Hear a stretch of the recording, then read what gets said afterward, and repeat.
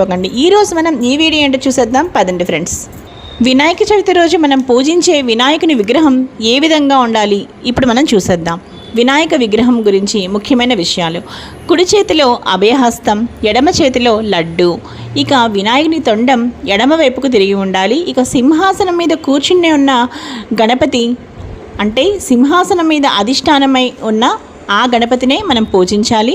అలాగే ఎరుపు, పసుపు రంగులు అలాగే బంగారు రంగుతో కలిసి ఉన్న వినాయకుని విగ్రహం ముఖ్యమైన విషయం. ఇక మూషిక వాహనుడిగా తప్పనిసరిగా ఉండాలి. యజ్ఞోపవీతం ఎడమ వైపు నుండి కుడివైపుకు రావాలి. ఇక వినాయకుని చేతిలో అంకుశం ఎడమ చేతిలో ఉండాలి. ఇక పాసం కుడి చేతిలో ఉండాలి. ఏకదంతుడై ఉండాలి.